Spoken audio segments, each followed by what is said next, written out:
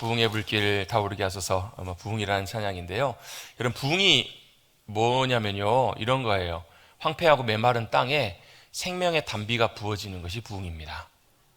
부흥은요, 다른 것이 아니고 생명의 단비이신 성령님께서 이 땅 가운데 풍성하게 충만하게 임하는 것이 부흥입니다. 그래서 오늘 비가 오는 것 같아요.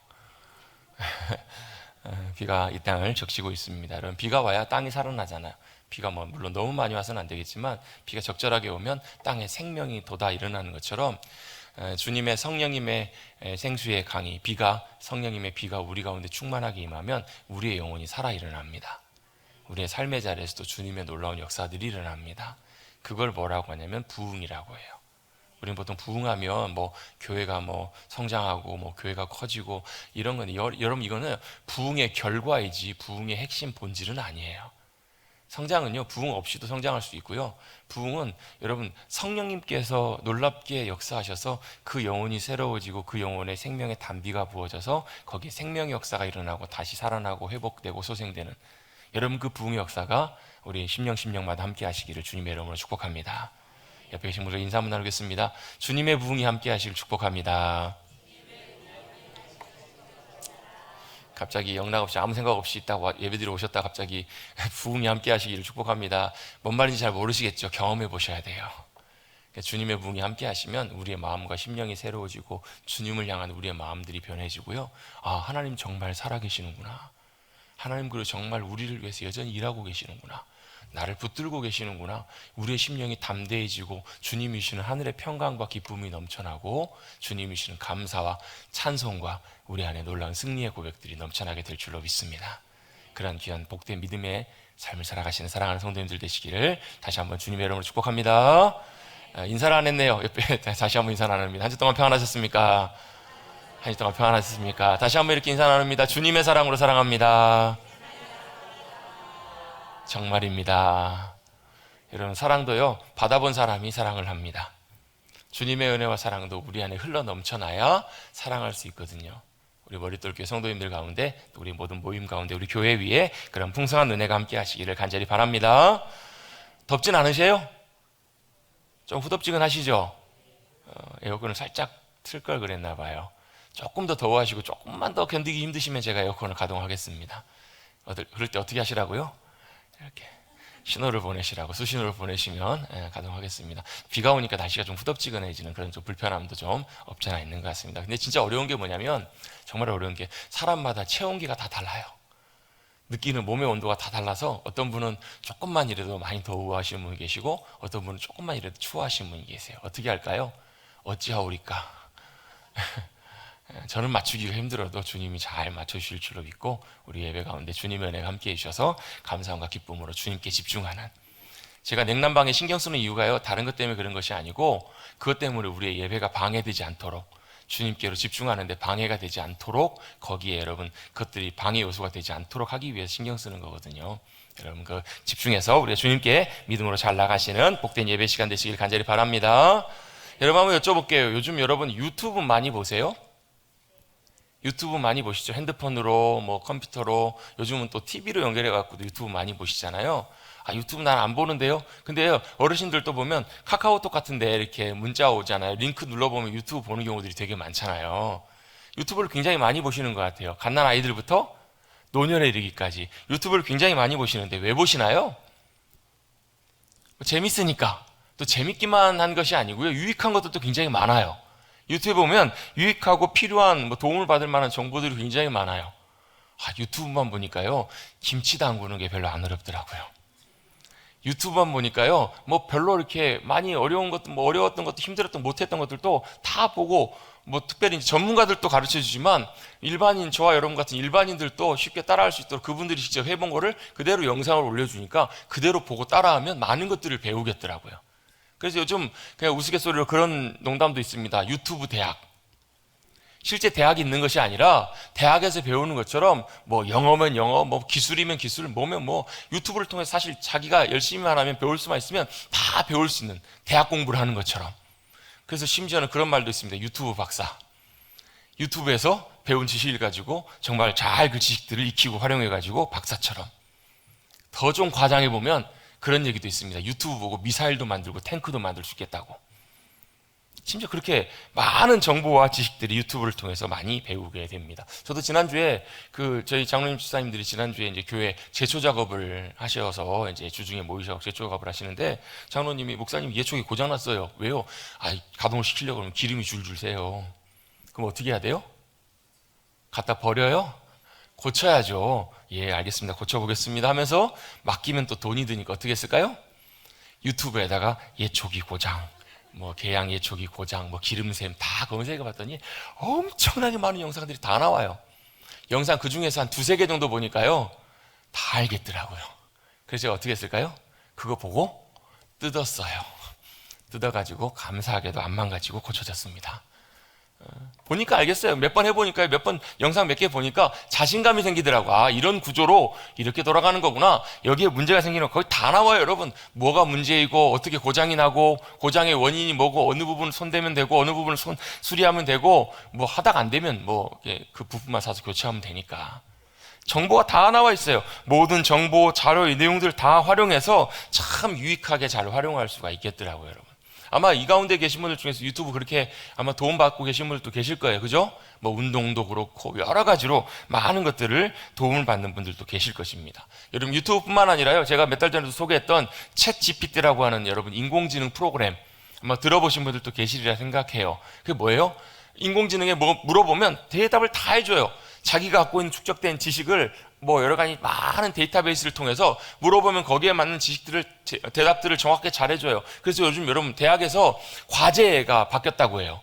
옛날에는 이렇게 하라고 이렇게 과제를 내줬는데 그거 어떻게 인공지능에 다 물어보면 적절한 구조와 개요와 대답을 거기에 다 해주는 거예요.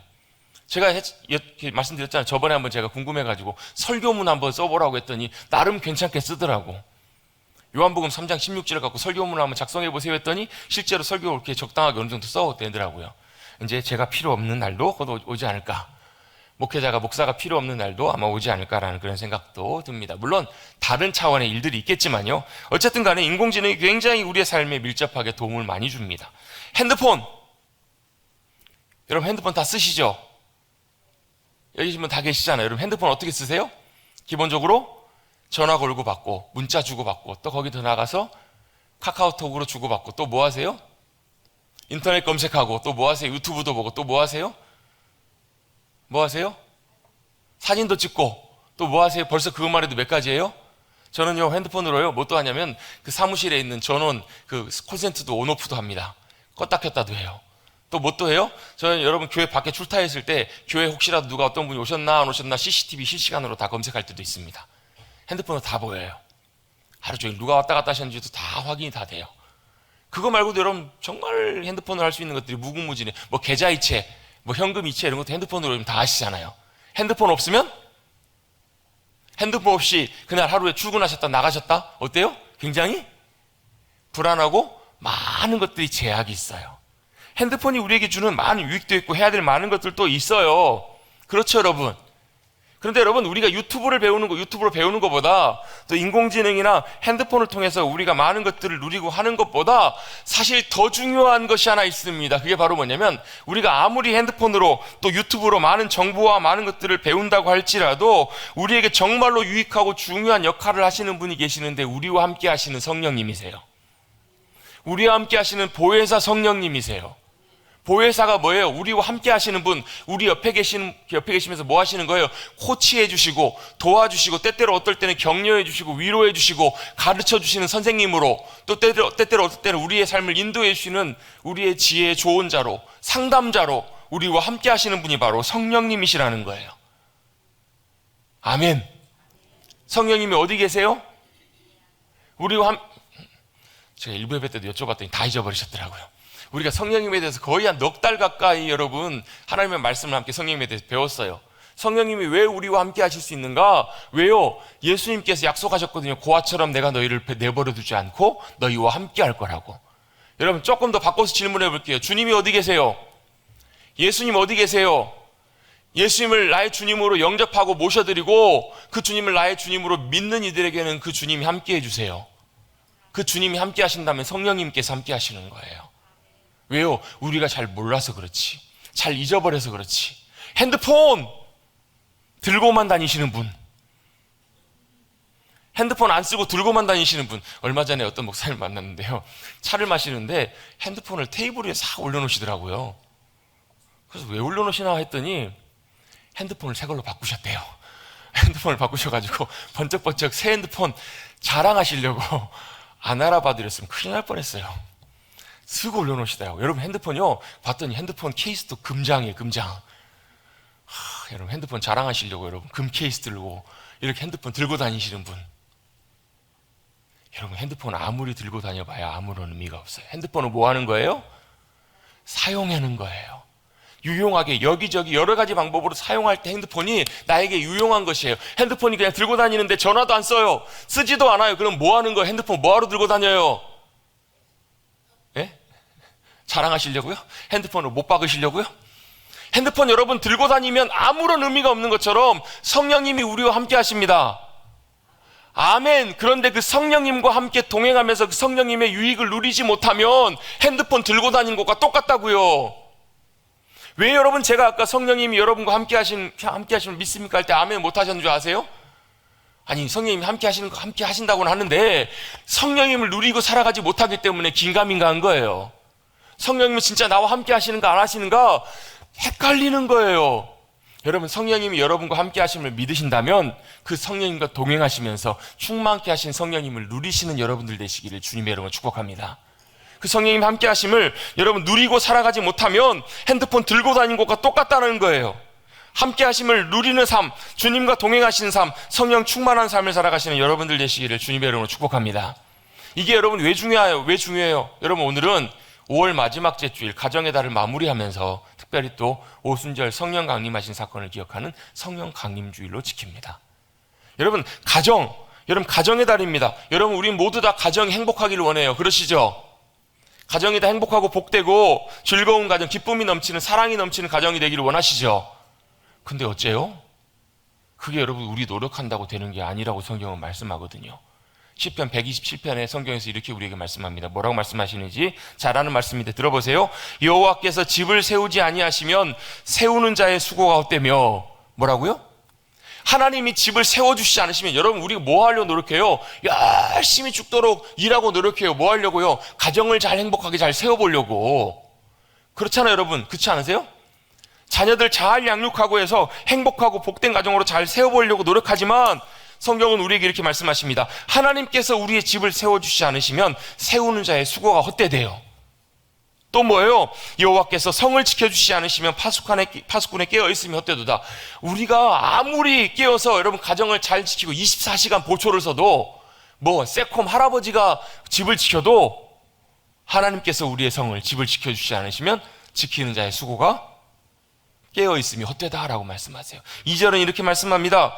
너희가 일찍 일어나며 늦게 누우며 수고의 떡을 먹음이 헛되도다. 이게 무슨 말이에요? 아침 일찍부터 밤 늦은 시간까지 고생하면서 수고하고 돈 벌고 일해서 먹는 그것이 뭐하다고요? 헛되다고요.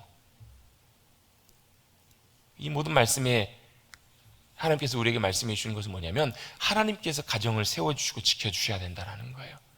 그러면서 마지막으로 이렇게 말씀합니다. 그러므로 여호와께서 그의 사랑하시는 자에게는 잠을 주시는도다. 아멘. 이 말씀을 믿고 예배 시간에 하나님께서 주시는 잠을 누리시는 여러분들 얻게 되길 바랍니다. 이 잠은 언제 자는 거예요? 우리의 모든 일상을 마치고 하루의 저녁에 밤에 자려고 누웠을 때 하나님께서 편안한 잠을 주신다라는 거예요. 왜요? 걱정거리 가득하고 염려거리 가득하면 밤에도 잠이 안 와요. 생각보다 많은 분들, 여러분, 우리 머릿돌 교회도요, 불면증 때문에 고통받고 계신 분들 계세요. 사랑하시는 여러분들에게 하나님께서 사랑의 단잠을 주시기를 주님의 이름으로 축복합니다.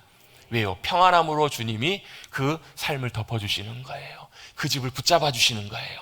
그래야 그 집이 세워진다고요. 그래야 그 집이 복된 하나님이 주시는 사랑과 기쁨이 넘쳐나는 귀한 가정이 된다고요. 아무리 우리가 노력한다고 다 되지 않는다고요, 여러분. 그래서 여러분, 성경이 말씀하는 가장 복된 가정은 주님이 세워주시는 가정, 그래서 어떻게 말씀대로 잘 세워지는 가정인데 그걸 가능하게 하시는 분이 누구시냐면 성령님이세요. 그래서 여러분, 그 성령님이 우리 가운데 충만하게 역사하시고 저와 여러분의 심령과 삶의 자리, 가정에 충만하게 함께 하실 때 복된 가정으로 세워지게 될 줄로 믿습니다. 그게 바로 우리의 믿음의 가정, 복된 가정을 살아가는 삶, 또 성령 충만함이 다 의미가 있는, 연결되는 방법, 연결되는 중요한 이유라는 거예요. 여러분, 주님이, 하나님께서 성령님을 통하여 우리 가운데 함께하고 계심을 믿으신다면 이제는 여러분 거기서 멈추지 마시고 그 성령님께서 우리 안에 충만하게 역사하셔서 충만케 하시는 성령님과 함께 살아가는 방법을, 그 길을 걸어가시는 여러분들 되시길 간절히 바랍니다. 그렇게 될 때 이사야 58장에 말씀하고 있는 것처럼 물된 동산, 여러분, 물된 동산이란 말은 뭐냐면 에덴 동산에 이제 이렇게 상징적인 의미와 연결되는 부분인데요, 그 동산에 물이 넘쳐나는 거예요. 무슨 물이요? 생수의 강이, 생명수의 강이 흘러넘쳐나요. 생명수의 강이 흘러넘쳐날 때 진리와 은혜가 넘쳐나고요, 거기에 사랑과 생명이 넘쳐나요. 그래서 온전히 그 동산이 정말로 복된 믿음의 동산, 복된 믿음의 가정이 되기를 소망하며 나가시는 우리 모두가 되기를 간절히 바랍니다. 그것도 어떻게 해요? 성령님이 충만하게 우리 가운데 역사하실 때 그게 가능해요. 성령님이 우리 가운데 충만하게 역사하실 때 부흥의 놀라운 역사들도 일어나고요, 성령님이 충만하게 놀랍게 역사하실 때 바로 우리의 개인, 우리의 삶 모든 자리에서도 하나님의 함께 하심과 그 주님의 사랑의 손길, 능력의 손길을 경험하고 우리의 심령과 삶이 힘을 얻고 새롭게 되고 변화되는 놀라운 역사가 일어나게 될 줄로 믿습니다. 제가요, 말씀 준비하다 그런 생각이 들어요.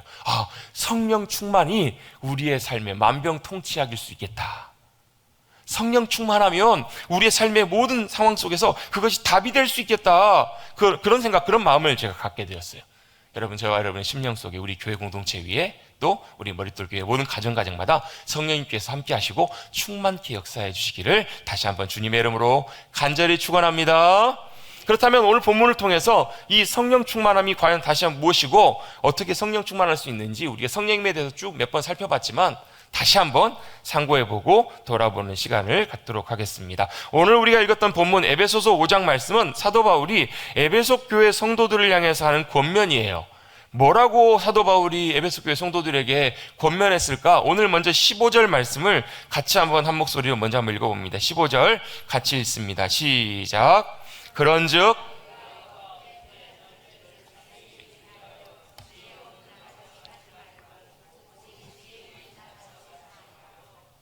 아멘. 이렇게 말씀합니다. 그런즉 너희가 어떻게 행할지를 자세히 주의하라. 뭘 할지, 어떻게 해야 될지를 자세히 살펴보라는 거예요. 여러분, 무엇을 해야 될지, 어떻게 해야 될지 여러분 잘 아십니까? 잘 아세요? 모르세요? 잘 아시는 것 같은데 몰라요. 그게 여러분 정답이고 그게 겸손한 대답이에요. 잘 알지도 못하는데 잘 아는 것처럼 아는 사람을 뭐라 그래요?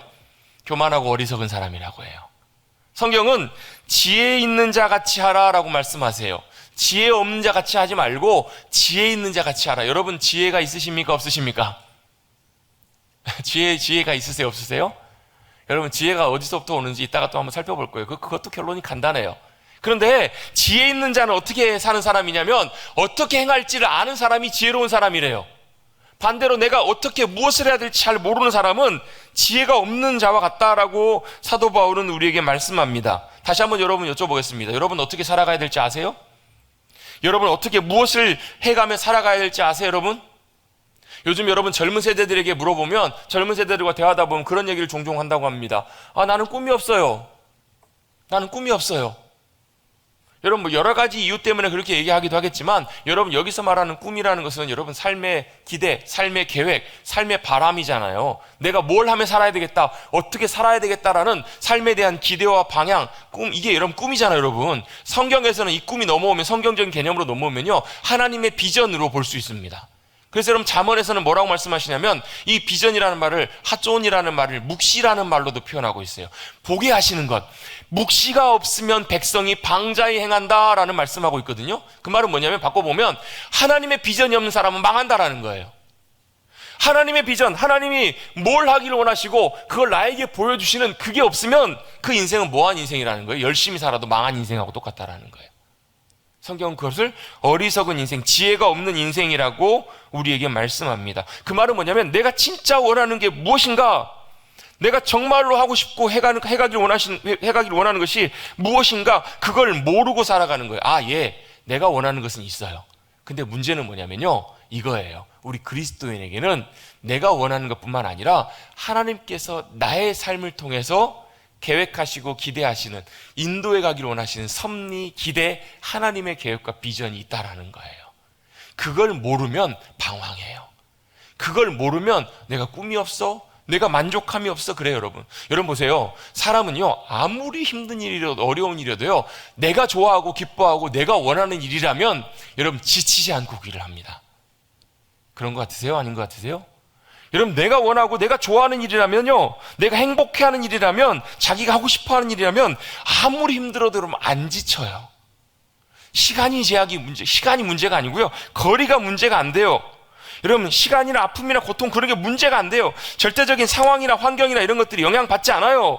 내가 좋아하고 내가 하고 싶어하는 일, 내가 사랑하는 일이라면 여러분, 그것을 위해서는 기쁨으로 지치지 않고 달려갈 수 있어요. 그렇죠?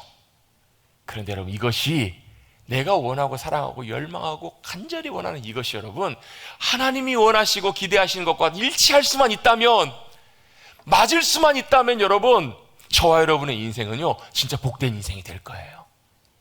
여러분, 지치지 않고 열망하며, 내가 그걸 해도 전혀 손해로 여겨지지 않고 열망하며 뜨거운 열정을 가지고 달려갈 수 있는 일, 그 일이 정말로 하나님께서 저와 여러분을 향해서 기대하시고 원하시는 일이라면 그 인생이 진짜 행복한 인생이 될 거라고요.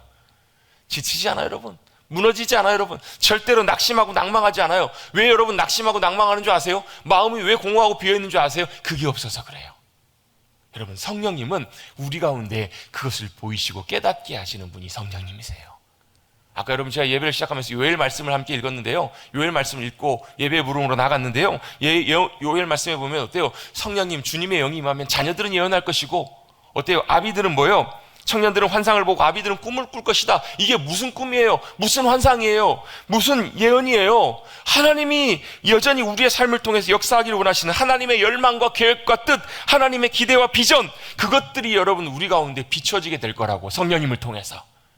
그게 보여지면요, 여러분 우리의 삶이 완전히 새로워지고 달라져요. 주님을 향한 열망으로 달라져요. 오 주님, 우리가 주님을 향한 거룩한 삶으로 나아가기를 열망합니다. 경건에 대한 열망을 부어주십시오. 하나님의 나라가 임하기를 간절히 사모하게 해주십시오. 예수님도 함께 해주세요. 여러분, 이런 열망의 귀한 자리로 성령님께서 저와 여러분을 인도해 주시고 이끌어 주실 줄로 믿습니다. 이게 중요한 이유가 있습니다. 두 번째입니다. 16절입니다. 16절 같이 한번 읽어봅니다. 16절 시작. 아멘. 뭘 아끼라고요? 세월을 아끼라란 말이에요. 여러분, 세월을 잘 아끼고 계십니까? 여러분, 왜 세월을 아끼는 게 중요해요? 죄송합니다. 저는 아직 4학년밖에 안 됐는데요, 요즘 되게 그래요. 요즘 주일 지나고, 주일 지났네, 그리고 눈 감고 눈 딱 뜨면 주말이에요. 야, 주일 한번 지나고 나면요, 5월 첫째 주에 눈 감고 눈 딱 뜨면 5월 마지막 주예요. 세월이 얼마나 빨리 가는지 모르겠어요. 세월이 정말 금방금방 지나가요. 우리에게 똑같이 주어진 24시간. 여러분, 한 주가 여러분 몇 시간이면 168시간이거든요. 일주일의 시간, 한 달이라는 귀한 시간, 여러분 우리의 인생의 시간들이 있는데 여러분 세월을 잘 아끼고 살아가십니까? 여러분, 그게 왜 중요해요? 왜 중요하냐면요, 여러분 우리의 인생, 여러분 언제까지 우리의 삶이 진행될지 보장될지 아무도 장담할 수가 없기 때문에 그래요. 제가 지난주에도 참 안타까운 소식을 들었어요. 저 어렸을 때 다녔던 교회, 저보다 한참 이제 동생뻘 되는 후배예요. 제 동생 또래쯤 되는 것 같아요. 나이가 이제 막 40 초반이에요. 40 넘었는데, 어렸을 때 얼핏 기억이 나요. 아무튼 교회 같이 다니고, 부모님 같이 신앙생활하면서 같이 지냈던 그런 이제 한참 후배뻘이죠.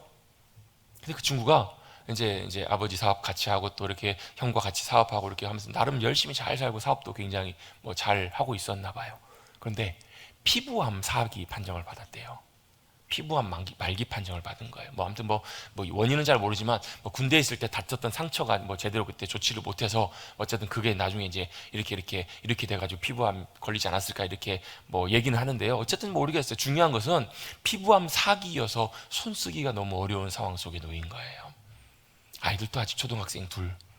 여러분, 아직 창창하게 인생에 걸어가야 될 인생의 시간들이 아직 많이 남아있는 그 인생 가운데 여러분, 뭐가 찾아온 거예요? 인생에 자칫 잘못하면 마지막이 찾아올 수 있는 그런 절체절명의 절박한 상황 속에 놓이게 된 거예요.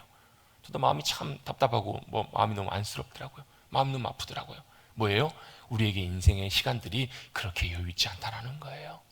여러분 만약에 한번 가정을 한번 해볼게요. 여러분이 만약에 하루 마지막 남은 인생의 시간이 딱 오늘 하루 남았다면 여러분 그 하루의 시간을 어떻게 보내시겠어요? 여러분 정말로 소중하고 가치 있고 의미 있게 보내시지 않으시겠어요? 아니실래요? 그냥 대충 남은 거 그냥 캐세라 캐세라 여러분 마음대로 될 대로 되라 여러분 이렇게 사시겠어요? 아니요. 저와 여러분의 인생은 하나님 이 땅에 보내실 때 참으로 존귀하고 귀하게 정말로 보배롭게 가치 있게 보내신 인생이잖아요. 그래서 주님 말씀하시는 거예요. 뭐라고? 세월을 아끼라. 여러분 세월을 아끼라는 말은요, 전에도 몇 번 설명드린 것처럼 세월을 건져내라는 거예요. 세월을 구원해내라는 거예요. 인생의 시간을 건져내고 구원해내라. 그것을 사라는 거예요. 어떻게 해요? 어떻게 하는 것이 세월을 아끼는 거예요.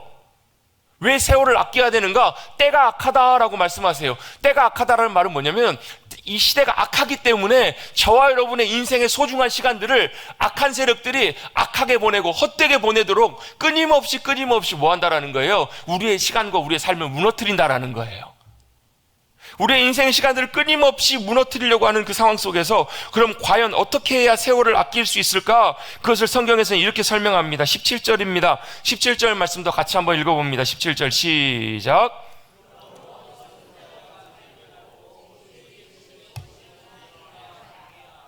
아멘. 세월을 아끼라. 어떻게 아낄 것인지 그러므로라는 말씀으로 이어서 우리에게 말씀합니다. 그러므로 어떻게 하라고요? 어리석은 자가 되지 말고 오직 주의 뜻이 무엇인지 알고 이해하고 깨닫는 자가 뭐 하는 자라고요? 세월을 아끼는 자라고요. 그런 사람이 뭐 하는 사람이라고요?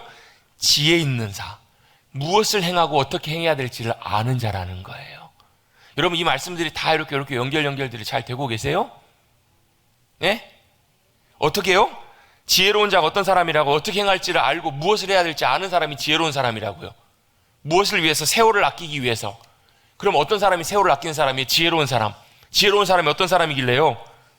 주의 뜻이 무엇인지를 잘 아는 사람, 잘 이해하는 사람. 그럼 그 주님의 뜻이 뭐예요? 그 주님의 뜻이 성경에 오늘 또 나와 있습니다. 18절입니다. 18절도 다 같이 한번 읽어봅니다. 18절 시작.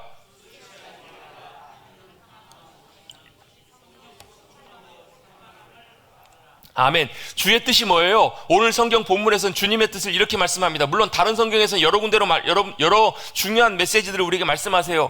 항상 기뻐하라, 쉬지 말고 기도하라, 범사에 감사하라. 이는 그리스도 예수 안에서 너희를 향하신 하나님 아버지의 뜻이래요. 그렇게 살고 계시죠? 이것도 뭐가 필요하냐면요, 이것도 성령님의 충만케 하심에 도움이 필요해요. 성령 충만할 때 이게 가능해진다고요. 도저히 기뻐할 수 없는 상황인데, 도저히 기뻐할 수 있는 상황, 환경이, 조건이 요만큼도 없는데 언제요? 저와 여러분의 심령에 성령님이 충만하게 함께 하시면 그 상황 속에서도 뭐 할 수 있다고요? 기뻐할 수 있어요. 또 뭐 할 수 있어요? 쉬지 않고 기도하고 범사에 감사하는 삶이 가능하다고요. 여러분, 주님께서 원하신 뜻이 무엇인지 오늘 성경은 이렇게 말씀합니다. 술 취하지 말라. 이는 방탕한 것이니 오직 성령으로 충만함을 받으라 라고 말씀하십니다. 주님의 뜻이 성령님의 충만하심 가운데 발견될 수 있는 거예요. 성령님의 충만하심 가운데 살아갈 때 주님의 뜻이 무엇인지를 이해하고 깨닫고 살아갈 수 있습니다. 근데 그 앞에 뭘 붙이셨냐면 술 취하지 말라. 이는 방탕한 것이니 라고 말씀합니다. 술 취함이 뭐라고요? 방탕한 거라고요. 여러분 그렇잖아요. 술에 쪄들어 사는 분들 같은 경우 보면 그 삶이 어때요? 대부분 보면 그렇잖아요. 하루도 술을 거르지 않고 술에 늘 쪄들어 사는 사람, 그런 사람 보면 참 안타깝게 그 삶의 시간들을 많이 허비하는 것을 보게 돼요. 때때로 어떤 경우에는 방탕하게 살기도 하고 때때로 어떨 때는 참 무기력하게 살아가기도 해요. 왜 그런가? 술은요, 술 취함은 내가 원해서 즐기기 위해서 하는 것이지만 실제로 여러분 술에 취하면, 우리 보통 그런 얘기 잘 쓰잖아요. 우리 한국 속담은 아니지만 처음에는 내가 술을 마시고 술이 술을 마시고 나중에 술이 나를 마신다고. 그 뭘 의미할까? 술 취함이라는 말은 이런 거예요. 내가 좋아서 술을 마시고 내가 술을 즐기기 시작하지만 결국은 뭐 하냐면 그 술이 뭐 하는 거냐면 나를 묶는 거예요. 나를 제어하는 거예요. 나를 얽는 거예요. 나를 붙드는 거예요. 그래서 여러분 술 취해서 여러분 정말 나중에 인사불성이 되면 정신을 잃어버리면 어떻게 돼요? 내가 술 취해서 뭘 했는지도 기억을 잘 못하잖아요. 참 어떤 분들은 뭐 그래도 술주정이나 이런 것들이 좀 좋은 분들도 있지만 아닌 분들은 어떻게 해요? 나중에 깨고 나면 참 부끄러울 만한 그런 일들도 하시는 분들도 종종 있잖아요, 여러분. 술 취한 분들이. 왜 그래요? 내 이성이, 내 생각이, 내 감정이, 내 의지가, 내 마음이 뭐예요? 술에 완전히 붙들려 있는 거예요. 여러분, 술 취하지 말라는 말씀은 바로 이거예요. 술이 나를 붙들어매는 것. 왜요? 그것이 나를 주장하기 때문에. 결국 뭐예요? 술이 내 주인이 되기 때문에 그걸 피하라는 거예요. 술이 나의 주인이 되면 내가 어떻게 해요? 방탕한 삶, 의미 없는 삶, 그 삶으로 나가기 때문에. 그러면서 성령 충만함을 말씀하신 이유가 여기 있어요. 왜요? 성령 충만도 이거와 비슷해요. 성령 충만도 뭐예요? 술이 내 안에 가득 들어가면 어때요? 술에 취하면 어떻게 해요? 술이 나를 붙들어 매잖아요. 끌고 가잖아요. 이끌어 가는 것처럼 성령 충만함도 마찬가지예요. 성령 충만함이 뭐예요? 성령님이 내 안에 충만하게 함께 하시는 거예요. 그리고 어떻게 해요? 성령님이 내 안에 충만하게 함께 하셔서 그 성령님이 나를 붙드시는 거예요. 그리고 나를 붙드시고 인도해 가주시는 거예요. 그렇게 어떻게 해요? 성령님 내 안에 가득 채워져서 주관하시게 하라. 그게 바로 성령 충만함으로 나오라는 거예요. 성령 충만함을 받으라는 거예요. 술이 내 안에 들어와서 나를 주관하는 것이 아니라, 여러분 술 취한다는 것은 여러분 단순히 술만을 말하는 것이 아니라 뭐 또 포함되는 줄 아세요? 세상에 취해 살아가는 사람도 있어요. 그렇죠? 세상의 즐거움과 세상의 것들에 취해서 살아가는 사람도 있어요. 거기에 온 정신과 마음이 뺏겨서 거기에 완전히 매여 살아가는 사람. 내가 원하는 것, 내가 붙들려 살아가는 것, 거기에 붙들려 살지 말고 뭐 하라는 거예요? 성령님이 내 안에 가득 채워지셔서 성령님이 나를 주관해 주신 삶, 바로 그것이 성령 충만이에요. 여러분 내 안에 성령님이 충만하게 가득하시고 성령님이 내 삶을 주관해 주시기 시작하실 때 어떤 일들이 일어나는가? 그게 손해인가? 아니고요. 어떤 일이 일어나냐면 성령님이 내 안에 충만하게 역사하셔서 성령님이 주시는 평안함이 가득합니다. 성령님이 내 안에 가득하셔서 성령님이 주시는 기쁨과 확신과 담대함이 그 안에 충만하게 채워져요. 성령님이 내 안에 충만하게 역사하실 때 그 안에 뭐가요? 감사와 만족이, 그 안에 찬양과 찬송이, 믿음과 사랑이, 영광과 감격이 내 안에 충만하게 채워지고 흘러넘쳐나게 된다는 거예요. 언제요? 성령님이 충만하심이 함께 하실 때, 성령님이 충만하게 놀랍게 역사하실 때, 여러분 성령 충만함의 은혜를 경험하시는 여러분들 되시기를 간절히 주님의 이름으로 축복합니다. 그 안에 성령님이 충만하게 역사하시면 여러분 다른 것이 여러분 우리를 흔들지 못해요. 나를 붙들지 못해요. 역사하지 못해요. 나를 이끌고 가지 못해요. 여러분 한번 이 시간 다시 한번 여쭤보겠습니다. 여러분이 지금 뭘 붙들고 계십니까? 여러분이 붙드시는 그것이 여러분을 붙들고 있는 거예요. 내가 원해서 붙들려고 하지만 결국은 그것이 나를 붙들어요. 나를 붙들고 끌고 가요. 나를 붙들고 이끌고 가요. 여러분 믿음은 뭐냐면, 믿음은 주님을 찾고 붙드는 거예요. 그럼 어떻게 해요? 믿음 가운데 역사하시는 성령님께서 성령님 충만하게 함께 하실 때 내가 찾고 붙들었던 그 성령님이 나를 붙들어 주셔요. 나를 온전하게 메워주세요. 거기에 진정한 뭐가 있어요? 기쁨과 만족과 평안이 있기 때문에 그래요. 여러분 식사하시면 배가 부르면 어때요? 만족하잖아요, 여러분. 배고픈 사람에게는 뭐가 제일 만족스러운 일이에요? 맛있는 음식 먹는 게 제일 만족스러운 일이에요. 근데 안타깝게도 먹고 나면 조금 지나면 또 먹어야 돼요? 안 먹어야 돼요? 먹어야 돼요. 그건 여러분 먹으면 나의 만족을 위해서 먹지만 그 순간에는 나를 만족시켜주지만 여러분 잠깐의 시간이 지나면 그건 여러분 우리를 만족시킬 수가 없다고요. 일시적이라고요. 그게 여러분 세상에 주는 만족이고 기쁨이고 유익이에요. 그 순간에는 좋아요. 그런데 여러분 그게 얼마 가지 않아요. 잠깐이에요. 여러분 우리가 세상에서 누리기를 원하는 만족들 많잖아요. 세상의 즐거움, 세상의 유익, 또 세상의 쾌락, 세상에서 누리기를 원하는 많은 것들이 있지만 여러분 결론적으로 이 모든 것들이 공통적으로 똑같은 원리 증상이 있는데 그게 바로 뭐냐면 그 순간에는 나를 만족시켜주지만 잠깐 시간이 지나면 다시 뭐가요? 다시 채우지 않으면 안 된다라는 거예요. 다시 채워져야지. 안 그러면 더 큰 공허함이 찾아와요. 더 큰 마음의 비움, 아쉬움 이런 것들이 찾아와서 뭐예요? 자꾸 원해요. 자꾸 채우는데 이게 뭐가 문제냐면요. 이런 거예요. 여러분 한번 맛있는 음식을 드셔보신 분은 어떤 일이 일어나냐면요. 그 다음에 그거보다 못한 음식을 먹으면 별로 만족스럽지가 않아요. 입이 뭐가 돼요? 고급이 돼요. 고급이. 더 뭘 해야 돼요? 더 맛있는 음식을 먹어야, 더 값지고 귀한 음식을 먹어야 만족스러워요. 차도 그런 것 같아요. 차도요 적당하게 준준형 타다가 중형차를 타면요 어때요? 다시 준중형 타면 좀 뭔가 아쉬워요. 준형차를 타면 그 다음 뭘 타야 돼요? 그 다음 대형차를 타야 돼요. 소나타 타다가 아반떼 타다가 소나타 타고, 소나타 타다가 그랜저 타고, 그랜저 타다가 이제는 뭐 타야 돼요? 제네시스 타야 돼요. 그 다음 뭐 타야 돼요? 여러분의 상상에 맡깁니다. 여러분, 그래요. 우리의 이 세상에서 주는 만족이 그렇다고, 여러분. 세상에서 우리가 찾고 구하는 것들이 그렇다고, 여러분. 여러분, 그 가장 극단적인 게 그거잖아요, 여러분. 마약, 약물. 저는 안 해봐서 잘 모르겠어요, 여러분. 여러분 혹시 아시는 분 계세요? 여러분, 의사들도 그렇잖아요. 병원에서 의사들도 여러분 간혹 가다가 그런 사고가 나요. 마약류나 이런 것들을 취급하기 때문에 간혹 가다가 의사들 중에서도요, 그거에 호기심으로 아니면 여러 가지 방법으로 손대다가 여러분 그게 중독된 분들 계세요. 왜요? 한번 그 자극을 경험하면, 한번 그 황홀함과 만족을 경험하면요, 그것이 여러분 금방 끝나고 나면 그 다음에 다시 뭐예요? 다시 그것으로 채워지지 않으면 그 문제가 해결이 안 되는 거예요, 여러분. 그 답답함과 그 갈증이 해결이 안 돼요. 그래서 어떻게 해요? 더 찾게 된다고요. 그래서 결국은 어디까지 가요? 마약 중독까지 가잖아요. 더 강력한, 더 강한 것들이 아니면 채워지지가 않는다고요. 그게 뭐예요? 세상에서 우리가 찾고 만족을 누리길 원하는 세상의 많은 것들이에요. 언제까지요? 여러분, 언제까지 그걸 찾는 줄 아세요? 채워질 때까지, 만족할 때까지. 그래서 그게 문제예요. 뭐가 문제냐면요, 그것을 채워줄 수 있는 것은 이 땅에서 영원하신 주님밖에 안 계시기 때문에 그래요.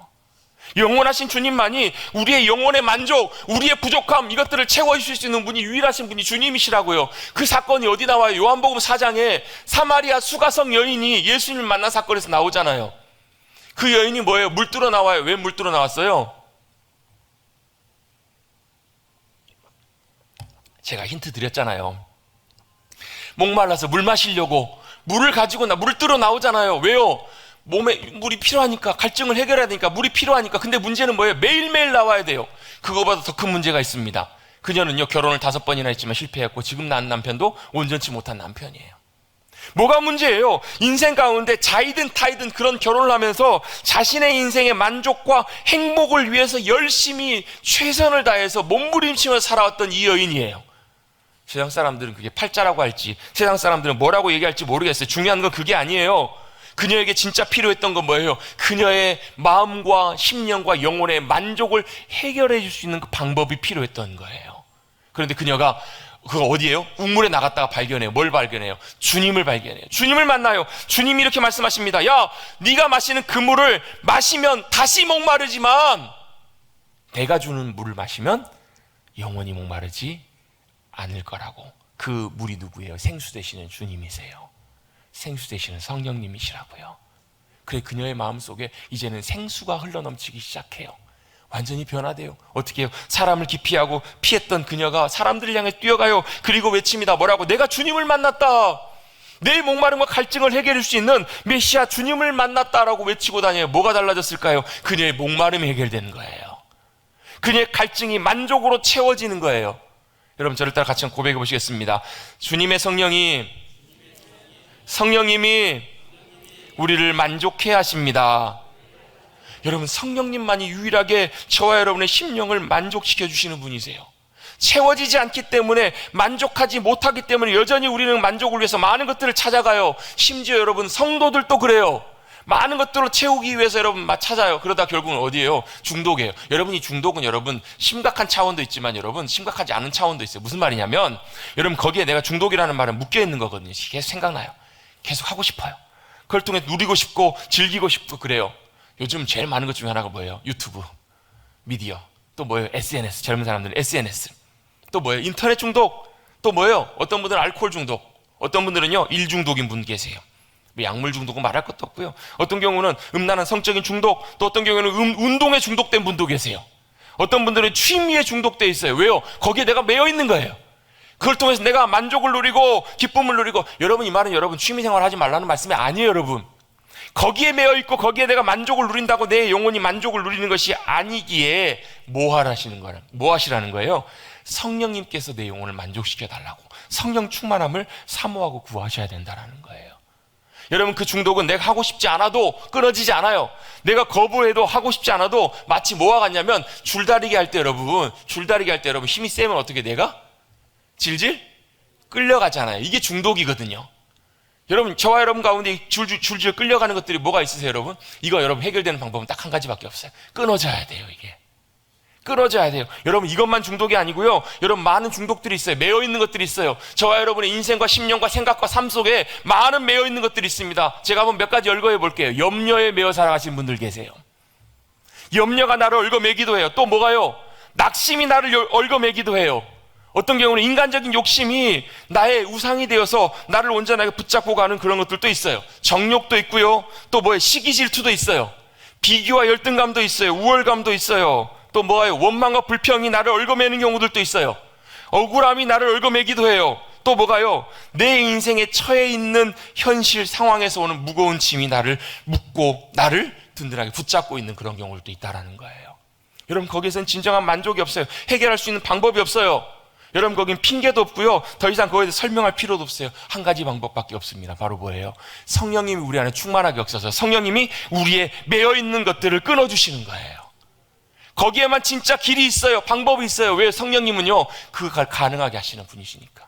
제가 사실 오늘 시간이 좀 되면 다시 한번 성령님에 대해서 한번 몇 가지만 중요한 내용들을 좀 나누려고 했어요. 왜요? 성령님은 창조의 영이세요.